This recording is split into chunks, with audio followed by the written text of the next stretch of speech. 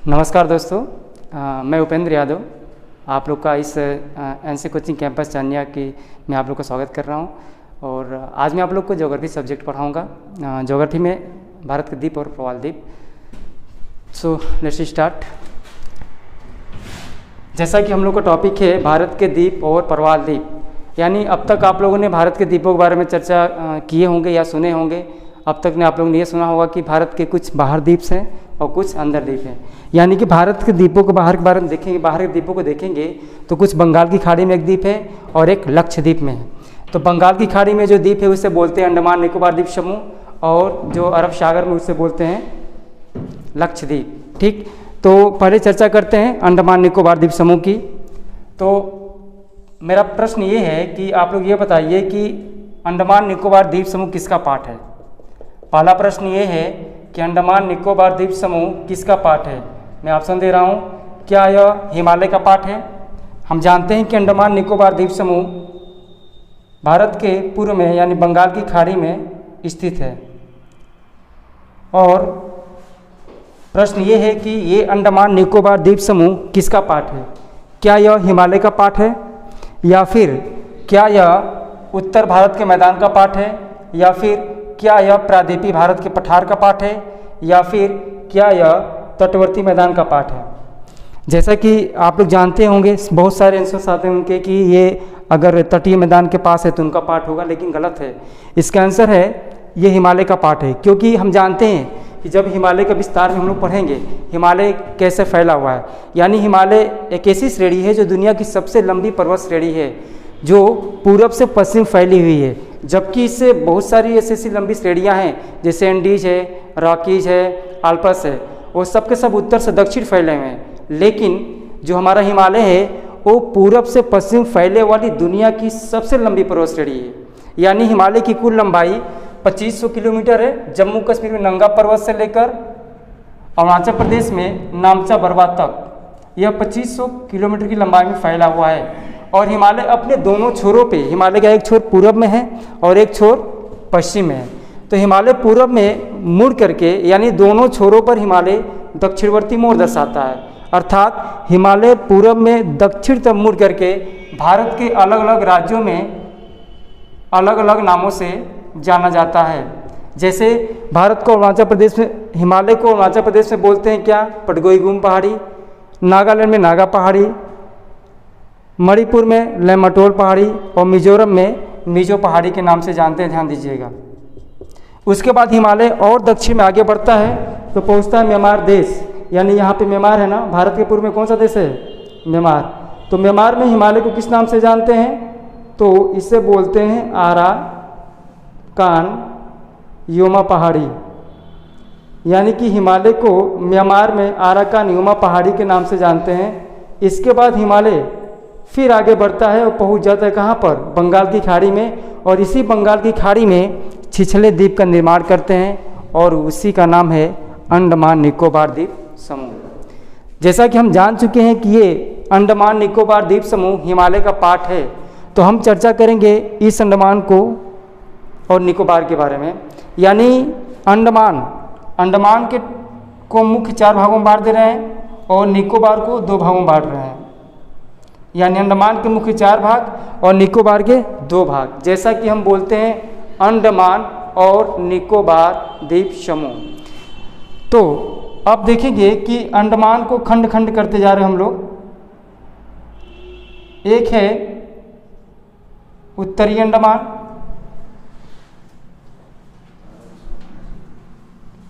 दूसरा है मध्य अंडमान, इसके दक्षिण में है दक्षिणी अंडमान, और इससे दक्षिण में है छोटा अंडमान। यानी अंडमान को 4 भागों में हमने बांटा, उत्तरी अंडमान, मध्य अंडमान, दक्षिणी अंडमान, छोटा अंडमान। अब प्रश्न यहाँ से ये इरेज होता है कि अंडमान की सबसे ऊंची चोटी कौन है। यानी अंडमान निकोबार की सबसे ऊंची चोटी कौन है और ये किस अंडमान पर स्थित है। तो अंडमान की सबसे ऊंची चोटी का नाम है सैंडल पीक, सैंडल पीक, और ये पड़ता है उत्तरी अंडमान में। उसके बाद हम जानते हैं कि भारत में 2 ही ज्वालामुखी है, एक नारकुंडम ज्वालामुखी है और एक बैरन ज्वालामुखी है। तो जो नारकुंडम ज्वालामुखी है वो सुषुप्त ज्वालामुखी है, जबकि बैरन ज्वालामुखी कैसी है, तो जागृत ज्वालामुखी है। तो अगर पूछा जाएगा कि सुषुप्त ज्वालामुखी जो भारत की है, नारकुंडम ज्वालामुखी, वो अंडमान के किस पार्ट पर है, तो इसका उत्तर होगा मध्य अंडमान पर है। और वही पूछ देगा कि जो बैरन ज्वालामुखी है वो किस अंडमान पर है, तो दक्षिणी अंडमान पर है। जैसा कि हम लिख देते हैं यहाँ पर कि नारकुंडम ज्वालामुखी यह एक सुषुप्त ज्वालामुखी है, जबकि दक्षिणी अंडमान पर है बैरन ज्वालामुखी। बैरन ज्वालामुखी और अंडमान निकोबार की राजधानी पोर्ट ब्लेयर भी, पोर्ट ब्लेयर, ये भी इसी अंडमान पर है।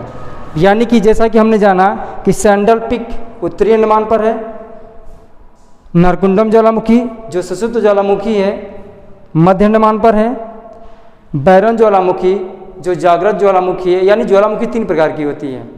कौन कौन है, तो एक जागृत ज्वालामुखी जिसे बोलते हैं एक्टिव वोल्केनो, एक सुषुप्त ज्वालामुखी है और एक शांत ज्वालामुखी है।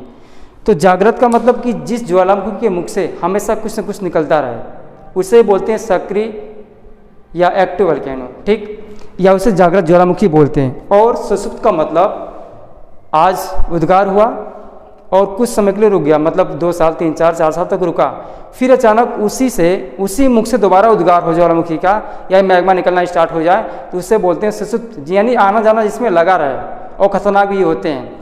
और तीसरा है शांत ज्वालामुखी, जो एक बार उद्गार हुआ और 25 से 30 साल तक देखा जाता है, दोबारा उद्गार नहीं होता है, तो उसको मान लेते हैं शांत, ठीक। और जब शांत हो जाता है तो उसके मुख में पानी भर जाता है, उसके मुख को क्रेटर बोलते हैं। ज्वालामुखी का जो पार्ट है अलग से हम पढ़ाएंगे उसको, लेकिन यहाँ बता दे रहे हैं थोड़ा बहुत कि ज्वालामुखी के मुख को क्रेटर बोलते हैं। और जब उसी में पानी जब भर जाता है, वर्षा का पानी, तो उसे क्रेटर झील बोलते हैं। और जब उस क्रेटर का मुंह और थोड़ा बड़ा हो जाता है तो उसे बोलते हैं कालडेरा। क्या बोलते हैं, कालडेरा। तो यहाँ पर मेरे कहने का मतलब ये है कि उत्तरी अंडमान में अंडमान की सबसे ऊंची चोटी सैंडल पीक है, मध्य अंडमान में नारकुंडम ज्वालामुखी है, दक्षिणी अंडमान में बैरन ज्वालामुखी प्लस अंडमान निकोबार की राजधानी पोर्ट ब्लेयर भी इसी में स्थित है, तो इसे बोलते हैं पोर्ट ब्लेयर। उसके बाद देखिए आता है छोटा अंडमान। अब यहाँ पे अंडमान और निकोबार के बीच में एक गैपिंग है, यानी ये समुद्री सकरा भाग है, यानी ठीक। तो अभी हमने क्या देखा कि उत्तरी अंडमान में सैंडल पीक है, मध्य अंडमान में नारकुंडम ज्वालामुखी है, दक्षिणी अंडमान में बैरन ज्वालामुखी है और अंडमान निकोबार की राजधानी पोर्ट ब्लेयर भी इसी में स्थित है। उसके बाद अंडमान का जो चौथा पार्ट छोटा अंडमान है, छोटा अंडमान के बाद एक गैप आ चुका है, उसके बाद निकोबार स्टार्ट होता है। निकोबार को भी 2 भागों में बांटा गया है, कार निकोबार और ग्रेट निकोबार। ग्रेट निकोबार। अब देखिए जो बीच का भाग है वो भाग समुद्री का सकरा भाग है, समुद्र का सकरा भाग है, या इसे बोलते हैं समुद्र का सकरा मार्ग। इसी को हम चैनल भी बोलते हैं। यानी चैनल की परिभाषा क्या हो सकती है या क्या है, यानी चैनल यानी समुद्र का वह सकरा भाग या सकरा मार्ग जो 2 बड़े स्थल खंड को अलग करता है, उसे बोलते हैं चैनल। तो यहाँ पे देखिए एक अंडमान एक स्थल खंड है और एक निकोबार है। तो अंडमान और निकोबार जो स्थल खंड को अलग करने वाला जो समुद्री सकरा भाग है उसी को चैनल बोलते हैं। चूँकि ये सकरा भाग समुद्र का 10 डिग्री उत्तरी अक्षांश रेखा पर है, इसलिए इसे 10 डिग्री चैनल के नाम से जानते हैं। तो ये इसे लिखेंगे हम 10 डिग्री चैनल। सिंपल सा प्रश्न यहाँ बनाएगा कि 10 डिग्री चैनल किसको किसको अलग करता है, तो अंडमान और निकोबार, ये ऑप्शन सही है। लेकिन थोड़ा डीप में पूछेगा, लाइक पीसीएस वगैरह में पूछ सकता है कि 10 डिग्री चैनल किसको किसको अलग करता है, और ऑप्शन देगा उत्तरी अंडमान छोटा अंडमान कार निकोबार, या फिर मध्य अंडमान दक्षिणी अंडमान। तो यहाँ पे बहुत ही बारीकी से हमें सर्च करना होगा कि छोटा अंडमान और कार निकोबार के बीच में 10 डिग्री चैनल है, यानी 10 डिग्री चैनल छोटा अंडमान और कार निकोबार को अलग करता है। या सिंपल अगर क्वेश्चन ऑप्शन बनाएगा अंडमान और निकोबार तो वो भी सही है। क्वेश्चंस उसके ऑप्शन पे डिपेंड होते हैं कि आंसर कौन हो सकते हैं, ध्यान दीजिएगा। तो अब तक हमने देखा क्या कि अंडमान और निकोबार द्वीप समूह को, यही नहीं एक और है कि भारत का सबसे दक्षिणतम यानी सुदूरतम दक्षिणी बिंदु पूछ देगा। ध्यान दीजिएगा आप लोग कि पूछेगा कि भारत का सुदूरतम दक्षिणतम बिंदु दक्षिणी बिंदु इंदिरा पॉइंट है, जिसे बोलते हैं पिग्मेलियन पॉइंट। तो ये कहाँ पर है? ये है ग्रेट निकोबार में। ध्यान दीजिएगा इस बात को कि जो भारत का जो सुदूरतम दक्षिणी बिंदु है वो है इंदिरा पॉइंट, और ये इंदिरा पॉइंट है, इसी को बोलते हैं पिग्मेलियन पॉइंट। ये है 6 डिग्री 4 मिनट उत्तरी अक्षांश रेखा पर, और कहाँ पड़ता है ये? ग्रेट निकोबार में। यानी कि यहाँ से इतने क्वेश्चंस बने हैं कि सैंडल पीक अंडमान की सबसे ऊंची चोटी सैंडल पीक उत्तरी अंडमान में है। भारत का सुषुप्त ज्वालामुखी नरकुंडम ज्वालामुखी मध्य अंडमान में है। भारत का जागृत ज्वालामुखी जिसे बोलते हैं बैरन ज्वालामुखी और अंडमान निकोबार की राजधानी पोर्ट ब्लेयर यह दक्षिणी अंडमान पर है। छोटा अंडमान और कार निकोबार को यानी 10 डिग्री चैनल छोटा अंडमान और कार निकोबार को अलग करता है। और भारत का सुदूरतम दक्षिणी बिंदु इंदिरा पॉइंट जिसे बोलते हैं पिग्मेलियन पॉइंट, ये है 6 डिग्री 4 मिनट ग्रेट निकोबार में स्थित है। यानी अब तक हम अंडमान निकोबार को देखें। अब ये भी देखिए 2018 की बात है, मोदी जी ने अंडमान निकोबार के 3 द्वीपों का नाम चेंज किए हैं। ये करंट से भी रिलेटेड है, इसको आप लोग याद करिएगा। जैसे उन्होंने एक द्वीप का नाम चेंज किया राजद्वीप, राजद्वीप का नाम चेंज किए हैं। उसके बाद नील द्वीप का नाम परिवर्तित हुआ है। उसके बाद हैवलॉक, इन तीनों द्वीपों का नाम चेंज हुआ है। राजद्वीप का नाम चेंज होकर हुआ है सुभाष चंद्र बोस द्वीप, सुभाष चंद्र बोस द्वीप। नील द्वीप का नाम चेंज होकर क्या पड़ा है? तो इसको शहीद द्वीप के नाम से जाना गया है, शहीद द्वीप। और हैवलॉक द्वीप का नाम चेंज होकर स्वराज द्वीप पड़ा है, स्वराज द्वीप। इस बात को ध्यान रखिएगा, ठीक। यानी ब्रास द्वीप का नाम चेंज होकर सुभाष चंद्र बोस द्वीप पड़ा है, नील द्वीप का नाम चेंज होकर शहीद द्वीप पड़ा है, और हैवलॉक द्वीप का नाम चेंज होकर स्वराज द्वीप पड़ा हुआ है। अब देखते हैं, ये तो रहा बंगाल की खाड़ी में स्थित अंडमान निकोबार को देख लिया हमने। और एक और द्वीप है जो भारत के बाहर यानी अरब सागर में है, इसका नाम है लक्षद्वीप। भारत का एकमात्र प्रवाल द्वीप कौन सा द्वीप है? लक्षद्वीप है, ठीक है सर यार। तो लक्षद्वीप,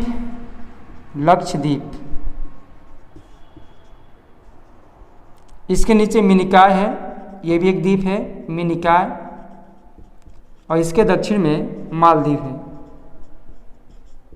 ध्यान रहे भारत का एकमात्र प्रवाल द्वीप कौन सा है? लक्षद्वीप है। लक्षद्वीप के दक्षिण में मिनिकॉय और मिनिकॉय के दक्षिण में मालदीव है। अब देखिए यहाँ पर, अब पूछेगा कि लक्षद्वीप की सबसे ऊंची चोटी कौन है?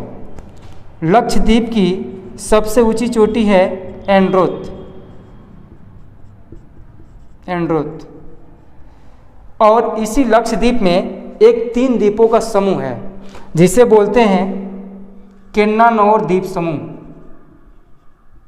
लक्षद्वीप में 3 द्वीपों का समूह है जिसे बोलते हैं केन्नानौर द्वीप समूह।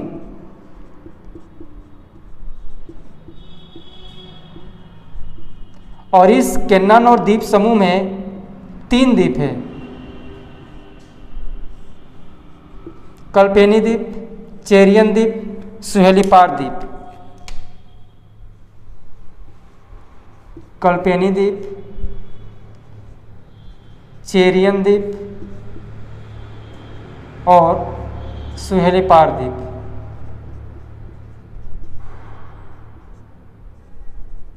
जैसा कि अभी हमने ये बताया कि लक्षद्वीप में एक 3 द्वीपों का समूह है जिसे बोलते हैं, उस समूह को बोलते हैं केन्नानौर द्वीप समूह। और वो समूह 3 द्वीपों का समूह है, जिसमें कल्पेनी द्वीप, चेरियन द्वीप, सुहेलीपार द्वीप है। अब यहाँ से प्रश्न ये राइज करेगा कि 8 डिग्री चैनल किसको किसको अलग करता है। जैसा कि हम देख चुके हैं कि लक्षद्वीप के दक्षिण में मिनिकॉय है, लेकिन एक सकरा समुद्री भाग है। मिनिकॉय के दक्षिण में फिर एक सकरा समुद्री भाग है, उसके बाद मालदीव है। तो ध्यान दीजिएगा 8 डिग्री, 9 डिग्री, 10 डिग्री, ये 3 चैनल बहुत ही important exam point of view से, जो अक्सर एग्जाम से पूछे जाते हैं। यानी पूछेगा 8 डिग्री चैनल किसको किसको अलग करता है, या 9 डिग्री चैनल किसको किसको अलग करता है। तो ध्यान दीजिए, सिंपल तरीका याद करने का, 8 डिग्री मिनिकॉय और मालदीव को, 9 डिग्री मिनिकॉय और लक्षद्वीप को, जबकि 10 डिग्री चैनल छोटा अंडमान और कार निकोबार को अलग करता है। यानी लक्षद्वीप टोटल 36 द्वीपों का समूह है। ध्यान दीजिएगा, भारत का सबसे छोटा, यानी लक्षद्वीप टोटल 36 द्वीपों का समूह है और यह भारत का सबसे छोटा केंद्र शासित प्रदेश है। ठीक है, तो अब तक हमने देखा अंडमान निकोबार द्वीप समूह को और लक्षद्वीप को, लेकिन आगे कुछ ऐसे द्वीप हैं जो हमारे भारत के अंदर हैं, नदियों में हैं। जैसा कि अगर पूछा जाए कि भारत का सबसे बड़ा नदी द्वीप कौन है, जो नदी में है, यानी माजुली द्वीप है। तो हम एक एक चर्चा करते हैं इसकी भी। तो देखिएगा, पश्चिम बंगाल में जब गंगा नदी प्रवेश करती हैं तो 2 भागों में बढ़ जाती हैं। एक भाग बांग्लादेश में चली जाती हैं और एक भाग पश्चिम बंगाल में ही बहने लगती हैं, जिसे बोलते हैं हुगली नदी। हुगली नदी के नाम से जानते हैं हम। इससे पहले थोड़ा गंगा नदी के बारे में डिटेल देख लेते हैं कि गंगा नदी कैसे बनी, कैसे बही और कहाँ पर 2 भागों में विभक्त हुई है। तो यहाँ पर हम देख लेते हैं गंगा नदी का उद्गम।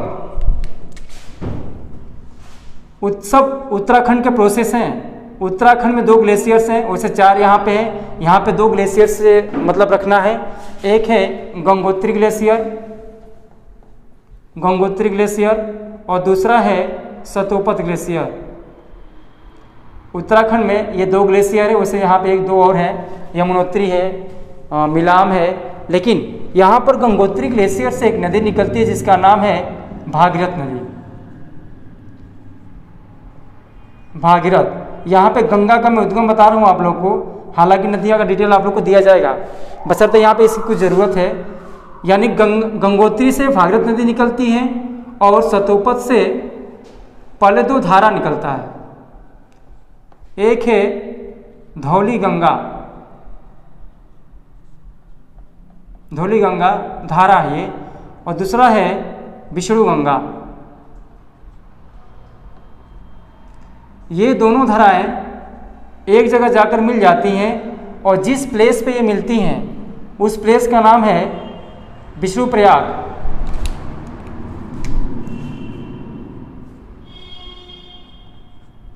विष्णुप्रयाग नामक स्थान पे जब ये दोनों धाराएं मिल जाती हैं तब एक होकर बहने लगती हैं। इसी को बोलते हैं अलकनंदा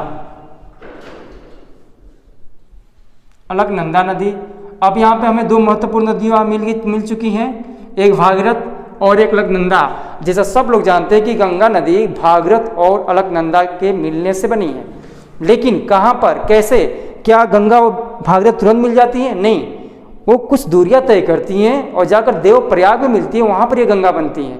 उससे पहले हम देखेंगे कि जब अलकनंदा आगे बढ़ती हैं तो एक प्लेस आता है कर्णप्रयाग,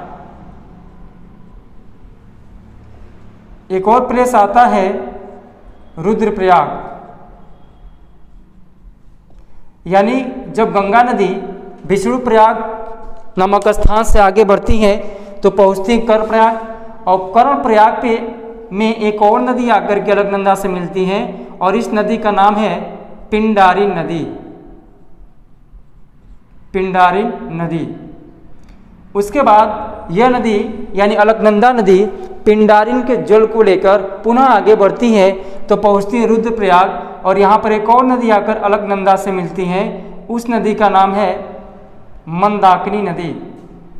अभी गंगा नहीं बनी, गंगा बनने में भी टाइम है। अभी आगे देखिए, पिंड यानी अलकनंदा पुनः पिंडारिन और मंदाकिनी के जल को लेकर पुनः आगे बढ़ती हैं तो पहुंचती हैं देवप्रयाग। देवप्रयाग नामक स्थान पे, और जैसे ही अलकनंदा देवप्रयाग नामक स्थान पे पहुंचती हैं तब तक भागीरथ आकर के इनसे मिल जाती है और एक होकर बहने लगती हैं, और यही कहलाती है क्या? गंगा। यानी गंगा का प्रोसेस आपने देख लिया, गंगा कैसे बनी। एक बार रिव्यू करते हैं। उत्तराखंड, सारे प्रोसेस उत्तराखंड के हैं। उत्तराखंड में गंगोत्री ग्लेशियर, सतोपत ग्लेशियर, गंगोत्री से भागीरथ नदी निकलती हैं और वो आगे बढ़ने लगती हैं। सतोपत ग्लेशियर से पहले दो धारा निकलता है, धौली गंगा, विष्णु गंगा। ये दोनों धाराएं विष्णु प्रयाग नामक स्थान पर जाकर मिल जाती हैं और बनती है क्या? अलकनंदा। ठीक, उसके बाद अलकनंदा आगे बढ़ती हैं तो कर्ण प्रयाग नामक स्थान पर पहुंचती हैं तो पिंडारिन नदी आकर उनसे मिलती हैं। पिंडारिन के जल को लेकर फिर अलकनंदा आगे बढ़ती हैं तो पहुंचती है रुद्रप्रयाग नामक स्थान पे, तो वहाँ पर एक और यानी मंदाकिनी नदी आकर अलकनंदा से मिलती है। अब अलकनंदा नदी, पिंडारिन नदी और मंदाकिनी नदी को लेकर फिर आगे बढ़ती हैं तो पहुँचती हैं देवप्रयाग, और देवप्रयाग में ही आकर भागीरथ उनसे मिलती हैं। अलकनंदा और भागीरथ देवप्रयाग में मिलकर एक होती हैं और उसी नदी को बोलते हैं गंगा। उसके बाद गंगा नदी भारत के 5 राज्यों में बहती है। पहला है उत्तराखंड में तो बही रही है, उसके बाद उत्तर प्रदेश, उसके बाद बिहार, फिर पहुंचती है झारखंड, फिर पहुंचती है वेस्ट बंगाल। अब गंगा नदी पश्चिम बंगाल में, यानी गंगा, अगर पूछा जाए कि गंगा नदी की सर्वाधिक लंबाई किस राज्य में है? अपने उत्तर प्रदेश में 1450 मीटर के आसपास है, 50, ठीक है, 1450 किलोमीटर। और सबसे कम झारखंड, यानी कि गंगा नदी जब पश्चिम बंगाल में पहुंचती हैं तो 2 भागों में बढ़ती हैं। एक है जो बांग्लादेश में चली जाती है, जिसे गंगा को बांग्लादेश में पद्मा बोलते हैं, और एक है पश्चिम बंगाल में ही इनकी एक शाखा बहती है जिसे बोलते हैं हुगली नदी। और इसी हुगली नदी में 2 द्वीप हैं।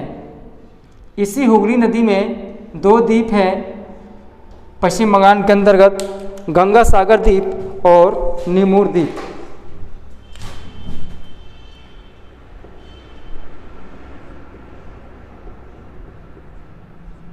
गंगा सागर द्वीप और निमूर द्वीप। प्रश्न यहाँ से राइज करेगा कि गंगा सागर द्वीप और निमूर द्वीप किस राज्य में? सिंपल आंसर पश्चिम बंगाल। किस नदी में? हुगली नदी। आगे बढ़ते हैं। उड़ीसा में एक नदी बहती है जिनका उद्गम होता है छोटा नागपुर पठार से, और इस नदी का नाम है ब्राह्मणी नदी। यानी ब्राह्मणी नदी छोटा नागपुर पठार से निकलती है और उड़ीसा के तट पर मुहाना बनाती है। इसी ब्राह्मणी नदी में एक द्वीप है जिसे बोलते हैं व्हीलर द्वीप। व्हीलर द्वीप, आज इसका नाम चेंज हो गया है। इस व्हीलर द्वीप का नाम चेंज होकर क्या पड़ा है? APJ अब्दुल कलाम द्वीप। APJ अब्दुल कलाम द्वीप, इस द्वीप का नाम चेंज हुआ है। और यहाँ से भी अक्सर मिसाइलों का परीक्षण होता रहता है। एग्जाम में ये पूछ रखा है, क्योंकि श्रीहरिकोटा सब जानते हैं, श्रीहरिकोटा से जितने बड़े बड़े मिसाइलों को लॉन्चिंग होता है वहीं से होता है, लेकिन व्हीलर द्वीप से भी छोटे छोटे मिसाइलों का कभी कभार लॉन्च होते रहते हैं। ठीक, अब आगे बढ़ते हैं। हम जानते हैं कि ये गोदावरी नदी है और ये कृष्णा नदी है। गोदावरी नदी का उद्गम होता है महाराष्ट्र के नासिक जिले के त्र्यंबकेश्वर चोटी से निकलती है और 3 राज्यों में बहती है, महाराष्ट्र, तेलंगाना, आंध्र प्रदेश। आंध्र प्रदेश में राजमुद्री के पास ये मुहाना बनाकर चली जाती है बंगाल की खाड़ी में। और कृष्णा का उद्गम महाराष्ट्र में महाबलेश्वरम चोटी से होता है और ये महाराष्ट्र, कर्नाटका, तेलंगाना, आंध्र प्रदेश होते हुए विजयवाड़ा के पास मुहाना बनाकर चली जाती है बंगाल की खाड़ी में। यहाँ पे हमें नदियाँ नहीं पढ़ना है, यहाँ समझाने का हम ये प्रयास कर रहे हैं कि इन दोनों नदियों के बीच, यानी कह सकते हैं कि तमिलनाडु और आंध्र प्रदेश की सीमा पर एक द्वीप है जिसको बोलते हैं श्रीहरिकोटा।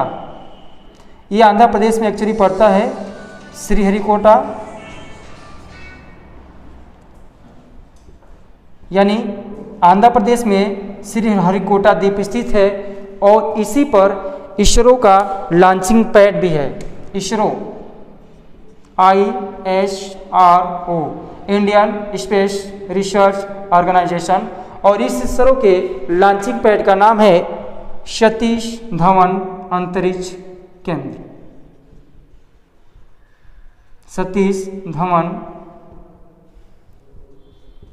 अंतरिक्ष केंद्र। जैसा कि मैं आप लोगों को बता दूं कि यहाँ पे जो हम लिख रहे हैं ना, हम मानते ही छोटा छोटा होगा, लेकिन आप लोग एक काम करिए कि मेरे वर्ड्स जो होते हैं, जो निकल रहे हैं, साफ साफ स्पष्ट अक्षरों में निकल रहे हैं, और मुझे ये है कि आप लोग लिख सकते हैं। जहाँ तक मुझे उम्मीद है आप लोग लिख सकते हैं, और सुनकर लिखने का कोशिश करिए, क्योंकि अगर ब्लैक बोर्डिंग करेंगे ठीक है, कुछ ऐसे मैटर्स हैं जिसको में लिखना बहुत ज़रूरी है, और उसको लिखने के चक्कर में हमारे वर्ड्स छोटे छोटे लिखे जा रहे हैं। सो मैं जैसे बोल रहा हूँ उसको आप लिखते जाइए, ठीक। बाद में आप लोग को नोट्स की व्यवस्था हम लोग कराएंगे।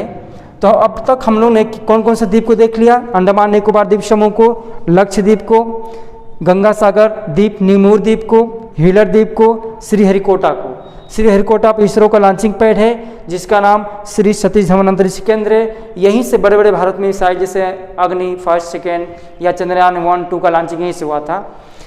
आगे देखते हैं, बहुत ही इंपॉर्टेंट एक द्वीप है पंबन द्वीप। जैसा कि आप लोग जानते हो पंबन द्वीप का नाम सुने होंगे। ये पंबन द्वीप किस राज्य में है?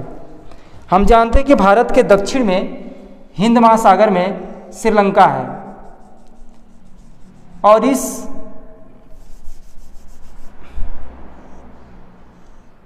श्रीलंका है, भारत और श्रीलंका के जो बीच मन्नार की खाड़ी है। इसी मन्नार की खाड़ी में तमिलनाडु के अंतर्गत एक द्वीप है जिसे बोलते हैं पंबन द्वीप। बहुत ही इंपॉर्टेंट द्वीप है। एक बार पूछ रखा था कि रामेश्वरम का मंदिर किस द्वीप पर है, यानी पंबन द्वीप पर है। और यह पंबन द्वीप कहाँ पड़ता है? तो तमिलनाडु राज्य के अंतर्गत मन्नार की खाड़ी में है। देखिए, इस पंबन द्वीप से लेकर बहुत सारे क्वेश्चंस उठते हैं। एक का नाम सुने होंगे धनुषकोडी, राम सेतु, एडम्स ब्रिज, आदम का पुल, ये सब क्या है? ध्यान सुनिएगा। हम जानते हैं कि भगवान श्री रामचंद्र भगवान, मैं थोड़ा आध्यात्मिक में आ जाता हूँ, कि जब तमिलनाडु के तट पर पहुँचे तो उनको याद श्रीलंका, सीता मैया का पता लगाने के लिए। तो जब आते हैं तमिलनाडु तट पर, तो उसके बाद कुछ छिछला समुद्र था, और अपनी बंदरी सेना के साथ पंबन द्वीप पर ऐसे ही पहुँच गए। लेकिन जब पंबन द्वीप पर, रामेश्वरम का मंदिर यहीं पर है ना, रामेश्वरम का मंदिर इसी पंबन द्वीप पर है। रामेश्वरम का मंदिर इसी पंबन द्वीप पर है, और इस द्वीप पर आकर भगवान, अब वहाँ से जब देखते हैं था समुद्र था, क्योंकि उनको जाना था श्रीलंका। तो पंबन द्वीप का जो पूर्वी हिस्सा है ना, ये धनुषकोडी है। पंबन द्वीप का पूर्वी हिस्सा ये वाला धनुषकोडी है, और श्रीलंका के तलैया मन्नार से लेकर और धनुषकोडी तक, भारत के पूर्व में धनुषकोडी है, और श्रीलंका के तलैया मन्नार तक ये एक पुल का निर्माण हुआ, जिसको लोग बोलते हैं भगवान श्री रामचंद्र ने बनवाया था। इसी पुल को बोलते हैं एडम्स ब्रिज, आदम का पुल, राम सेतु, धनुषकोडी, 4 नाम से जानते हैं। इसको बोलते हैं राम सेतु। इसी पुल को बोलते हैं एडम्स ब्रिज, एडम्स ब्रिज। इसी पुल को बोलते हैं धनुषकोडी।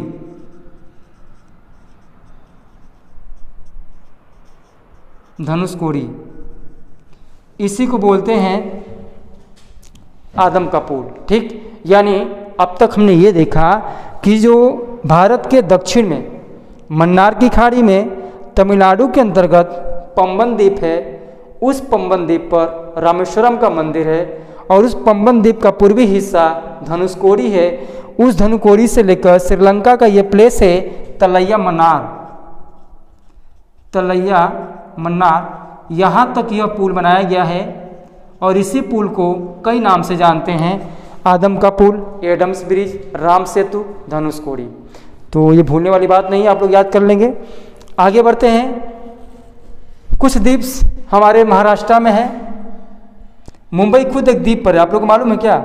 मुंबई खुद एक द्वीप पर है जिसे बोलते हैं सालसेट द्वीप। मुंबई जिस द्वीप पर है उसे बोलते हैं सालसेट द्वीप। और महाराष्ट्र में एक और द्वीप है जिसे बोलते हैं एलिफेंटा द्वीप। एलिफेंटा द्वीप। उसके बाद गुजरात के अंतर्गत देखेंगे तो यहाँ पर खंभात की खाड़ी है। इसी खंभात की खाड़ी में एक द्वीप है जिसे बोलते हैं आलिया बेट द्वीप। आलिया बेट द्वीप यानी गुजरात के दक्षिण में जो खंभात की खाड़ी है उसमें जो आलिया बेट द्वीप है यह पेट्रोलियम का बहुत बड़ा भंडार है, ध्यान दीजिएगा। इसके बाद कुछ और द्वीप हैं, बस एक ब्रह्मपुत्र नदी मानसरोवर झील से निकलकर आगे बढ़ती हैं और जैसे असम में प्रवेश करती है तो रैंप घाटी से बहती हैं। यानी एक द्वीप है पंबन द्वीप, एक है माजुली द्वीप, यानी कि ब्रह्मपुत्र नदी में है। भारत की एकमात्र ब्रह्मपुत्र ऐसी नदी है जो रैंप घाटी से बहती है और इसी ब्रह्मपुत्र नदी में भारत का विश्व का सबसे बड़ा नदी द्वीप माजुली द्वीप स्थित है। उसके बाद एक द्वीप यहाँ देख लेते हैं, मणिपुर में है केबुल लामजाओ द्वीप। केबुल लामजाओ द्वीप, ठीक है। यानी विश्व का एकमात्र तैरता हुआ द्वीप केबुल लामजाओ द्वीप है, मणिपुर के लोकटक झील में है, क्योंकि लोकटक झील भी विश्व का एकमात्र तैरता हुआ झील है, ठीक है। उसके बाद एक द्वीप है केरल में, मैं बता दे रहा हूँ। केरल में 2 लेगून झीलें हैं जिसे बोलते हैं अष्टमुदी झील और बिमनाथ झील। तो बिमनाथ झील में एक द्वीप है जिसे बोलते हैं वेलिंगटन द्वीप। केरल के अंतर्गत बिमनाथ झील में एक वेलिंगटन द्वीप है और उस वेलिंगटन द्वीप पर हर साल नौकायन प्रतियोगिता का आयोजन होता है। यानी आप लोग टीवी प्रोग्राम देखे होंगे, नायका रेस वही है, ठीक है। तो कुछ और द्वीप्स हैं जो अगले टॉपिक में आप लोगों को पढ़ाए जाएंगे, ठीक है। ओके।